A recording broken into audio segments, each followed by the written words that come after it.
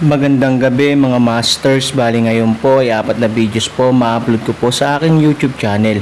Tama nga mga masters, 4 na videos nga po ang ma-upload ko po. Yon, what's up mga masters, nandito na naman tayo sa panibagong araw, panibagong kabanata na naman ang pagsasama-samahan natin ngayon guys.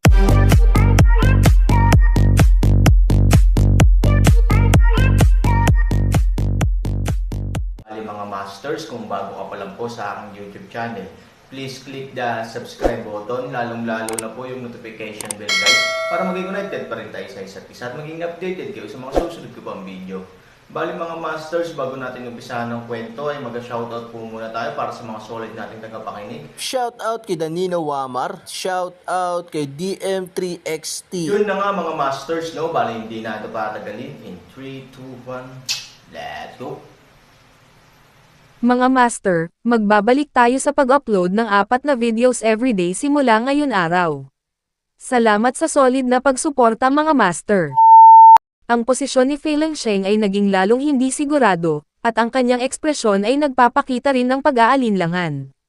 Aaron strike habang mainit ang plancha, patuloy na sasabihin, walang silbi, basura ka lang, sa tingin mo sino pa ang tutulong sa iyo. At papatayin kita. Walang makakapidyo sa iyo, panipi, kung hindi mo man lang mailigtas ang iyong buhay, paano ka magiging isang malakas sa banal na kaharian? Wishful thinking. Nang ang huling 4 na salita ay lumabas sa bibig ni Aaron, tuluyang bumagsak si Fei Lengsheng. Ang mga salita ni Han ay nagpasigla sa kanya.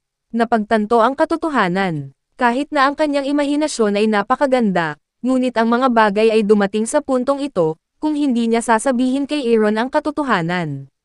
Bakit alam mo iyon? Aaron magaan ng ngiti, magtatanong si Fei Lengsheng, na inamin niya bago sinabi ni Aaron.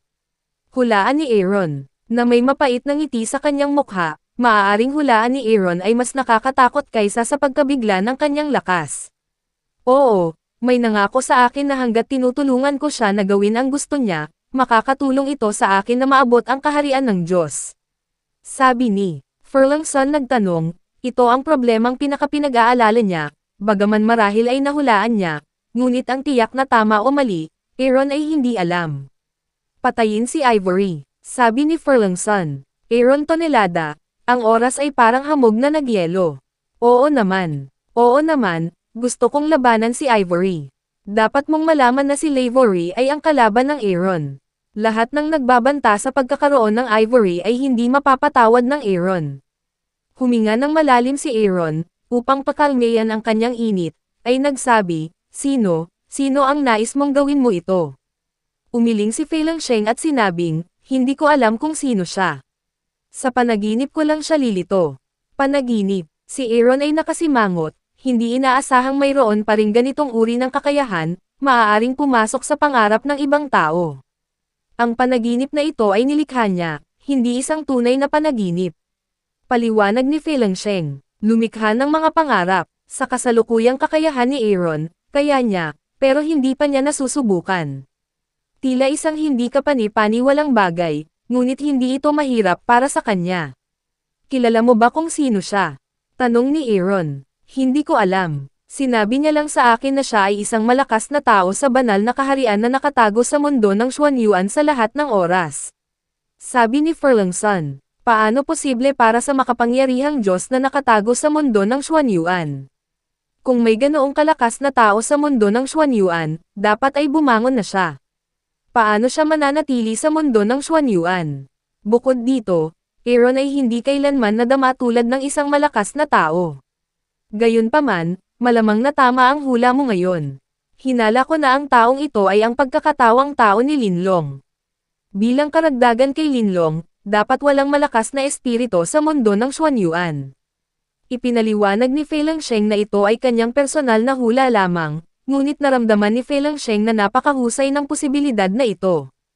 Dahil siya ay isang katutubong ng Xuanyuan World, at kung may malakas na espiritu sa Xuanyuan World, siya ay napakalinaw.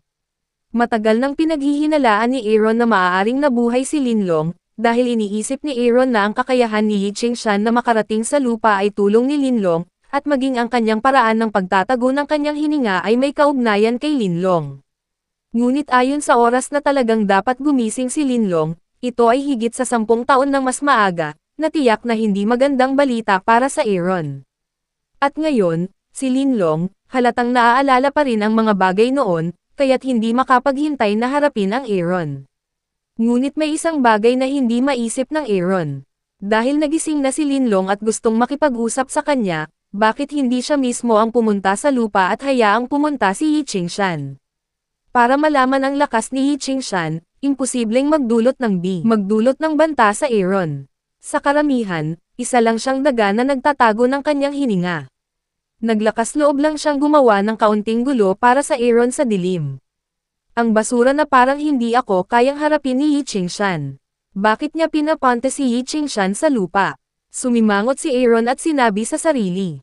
Nang marinig ang sinabi ni Aaron na si Yi Qingshan ay isang basura, ang mukha ni Fei Lingsheng ay nagpakita ng mapait na ngiti ng hindi namamalayan. Noong nakaraan, siya ang pinakamahusay sa mundo ng Xuanyuan, ngunit ngayon, sa mata ni Aaron siya ay isang basura lamang. Masyadong malaki ang ganoong puwang sa posisyon para kay Fei Lingsheng. Kaya pala obsessed si Furlongson kay God. Siguro hindi niya kayang iwan ang mundo ng Xuanyuan. Hulaan ni Fei Lingsheng. Kalmado si Han Sanchen. Naaalala pa niya na minsang sinabi ni Linlong na galing siya sa mas mataas na mundo at mas gugustuhin niyang maging ulo ng manok kaysa buntot ng phoenix. Sa proseso, kailangan pa niyang matulog upang makatakas sa pagtugis ng mga malalakas sa mas mataas na mundo, na nagpapakita na siya ay may malaking takot sa mas mataas na mundo.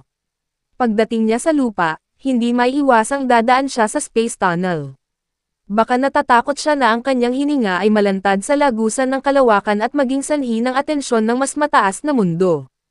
Kahit na ito ay isang posibilidad lamang, ang Aaron ay makapagpaliwanag lamang kung bakit si Linlong ay hindi dumating sa lupa mismo sa ganitong paraan, bakit niya pinatay si Ivory.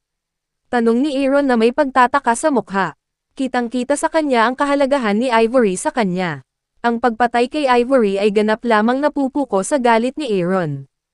Kahit napalitan niya ang kanyang posisyon at isaalang-alang ito mula sa pananaw ni Linlong, ang Aaron ay hindi sa tingin niya ay gagawa siya ng ganoong pagpili, dahil hindi isang matalinong pagpili ang ganap na galitin ang isang malakas na tao sa espiritu, dahil natatakot siya kay Ivory, sabi ni Furlongson, takot. Si Aaron ay nagpakita ng natigil ang ekspresyon. Hindi ba't ang takot ay katumbas ng takot? Paano matatakot si Linlong kay Ivory? Bagamat sinasabing si Ivory ay magiging napakalakas pagkatapos niyang makuha ang kapangyarihan ng suporta, gaano man siya kalakas, maaari ba siyang maging kasing lakas ng kanyang banal na kaharian, paanong hindi siya natatakot sa akin, ngunit natatakot siya kay Ivory. Aaron ay hindi naniniwala sa Sei, akala ko ito ay kakaiba sa simula, ngunit sinabi niya na ang lakas ni Ivory sa mundo ng Xuanyuan ay ikasampung bahagi lamang ng pagbawi nito. Sabi ni Furlongson, 1/10. Kahit si Aaron ay hindi napigil ang lumunok. Napakalakas ni Ivory, at isa pa ang sinabi niya nagpatuloy siya, what are you talking about?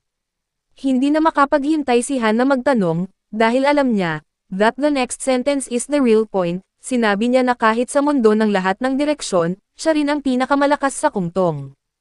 Ang pagsira sa isang mundo ay isang bagay lamang ng pagturo sa isa't isa. Panipi, ang mundo ng lahat ng direksyon. Kungtong. Para sa Aaron, ang dalawang salitang ito ay lubhang kakaiba. Ngunit alam niyang ito ang mas mataas na mundo, at si Kungtong ang kaharian ng mundong iyon. Ayon kay Linlong, ang Kungtong ay isang makapangyarihang kaharian sa mundo ng lahat ng direksyon. At ang pinakamalakas na tatlong salita, mabigat na tibok sa puso ni Aaron. Gayunpaman, hindi niya maisip kung paano maaaring lumitaw ang malakas na tao ni Fuyao sa lupa dahil siya ay isang malakas na tao sa lahat ng direksyon. Bukod dito, ang malakas na tao sa antas na ito ay dapat mabuhay ng mas matagal at mamatay sa lupa ng walang dahilan. Ito ay malinaw na isang kakaibang bagay. May sinabi pa ba siya? Tanong ni Aaron. Hindi, nasabi ko na sa iyo lahat ng alam ko. Wala talagang dapat itago, sabi ni Furlongson. Sa pagtingin sa mga mata ni Fei Lingsheng, alam ni Aaron na hindi siya nagsisinungaling. Ngunit isang tumpok ng mga katanungan, ngunit sa Aaron utak naging eye-paste. Ang dahilan kung bakit lumitaw si Fuyao sa lupa, at kung bakit siya namatay sa lupa, lahat ay naging mga bagay na hindi maisip ni Aaron. Kung muli siyang lumapit sa iyo sa panaginip, Maaari mo akong tulungang sabihin sa kanya na maya-maya ay hihilahin ko ang kanyang litid. Aaron sinabi kay Feilengsheng. Tumanggaw si Feilengsheng. Bagamat pinalamig siya nito, dahil sinabi sa kanya ni Aaron, totoo lang ang naipaparating niya. Sa malaking pagdududa, umalis ang Aaron sa ipinagbabawal na lugar. Si Kungtong ang pinakamalakas sa mundo. Si Ivory ay nagkaroon ng isang nakakagulat na nakaraang buhay, na hindi inaasahan ng Aaron. Noong una, inakala niya na si Fuyao lamang ang malakas sa mundo at ang pinakamahusay sa Apocalypse. Ngunit ngayon, halatang minaliit ng Aaron ang pagkakakilanlan ni Ivory. Aaron ay sabik na malaman kung ano ang nangyari at kung bakit si Fuyao ay napunta sa lupa. Gayunpaman, alam din ng Aaron na ang bagay na ito ay hindi malalaman sa maikling panahon. Maliban kung isang araw, mabawi ni Ivory ang alaala ng kanyang nakaraang buhay, kung hindi, pagkatapos lamang na mapunta ang Aaron sa mundo ng lahat ng direksyon, posible na siyasatin ang dahilan. Bumalik sa kanyang tirahan, ang Aaron ay nakahiga pa rin sa pintuan. Hindi lang siya nagsasalita tungkol sa paggalang ni Ivory. Hindi pipilitin ng Aaron ang anumang bagay na ayaw gawin ni Ivory. Kinaumagahan, bumangon si Ivory at lumabas, halos matapakan ang Aaron. Nang makitang natutulog talaga siya sa pintuan, biglang nakonsensya si Ivory. Akala ko pupunta si Aaron sa ibang kwarto, pero hindi ko inaasahan na nakahiga siya sa sahig sa harap ng pinto. Pagbangon ko, ang araw ay sumisikat sa aking ibaba. Sinabi ni Ivory kay Aaron. Nang bumangon si Ivory, naramdaman na ito ni Aaron, ngunit nagpapanggap lang siyang natutulog. Kunwaring kinukusot ang kanyang mga mata, tumayo siya na may antok na tingin at sinabing, madaling araw na. Dito ka ba? Natulog buong gabi? Tanong ni Ivory. Oo. Inamin ito ni Han Sunny at sinabing, sa paraang ito lamang mas mapoprotektahan kita, ngunit hindi mahalaga. Bagamat medyo mahirap, kakayanin ko ito. Hindi pipilitin ng Aaron si Ivory, ngunit hindi ito nangangahulugan na hindi niya sinasadyang magpanggap na kaawa-awa sa harap ni Ivory, para makuha ang awa ni Ivory at makapasok sa kwarto para matulog. Sa kasong ito, hayaan si Ivory na mas magkasala, pagkatapos ng lahat, Aaron matulog sa pinto, ay upang mas mahusay na protektahan siya. Seryoso ka ba, o nagpapakapathetic ka sa harap ko? Tanong ni Ivory. Walang bakas na tumanggaw si Aaron, ngunit medyo nagulat siya. Dahil ba sa kanyang kakayahan sa pag-arte ay nagpakita ng mga kapintasan kaya sinabi ni Ivory. Anong sayang, nakatulog ako ng maayos, paano ako magiging miserable? Sabi ni Han Sunny na parang walang nangyari. Ang higit na Aaron ay walang pakialam, mas nagi-guilty si Ivory. Sa oras na ito, isang boses sa kanyang puso ang nagsasabi sa kanya na ang Aaron ay dapat pahintulutang matulog sa kwarto ngayong gabi. Kung tutusin, pinoprotektahan niya ang sarili niya. Paano niya ito hahayaang matulog sa pintuan? Anong gagawin natin ngayon? Binago ni Ivory ang paksa at tinanong ang Aaron. Ang Aaron ay hindi nagmamadali para sa tagumpay. Alam niyang may guilt si Ivory sa kanyang puso. Hanggat lumalala ang pagkakasala, maaari siyang matulog sa silid ng maaga. Dalhin mo ang tanawin. Napakaganda ng tanawin ng Chunky, at alam ko rin na may malapit na natural na talon, na napakaganda. Sabi ni Aaron, ang Apocalypse ay matatagpuan sa isang primeval na kagubatan. Pinapanatili nito ang pinaka-primitive na estilo ng kagubatan at hindi napinsala ng sinuman. Talagang kaakit-akit ito kay Ivory, na lumaki sa bakal na gubat. Oo nga, naging interesado si Ivory sa talon at sinabi kay Han Sanchen, kung ganoon, bilasan natin. Aaron, sa puso ay hindi maiwasang magkaroon ng ilang masamang ideya. Nag-chat sila all the way.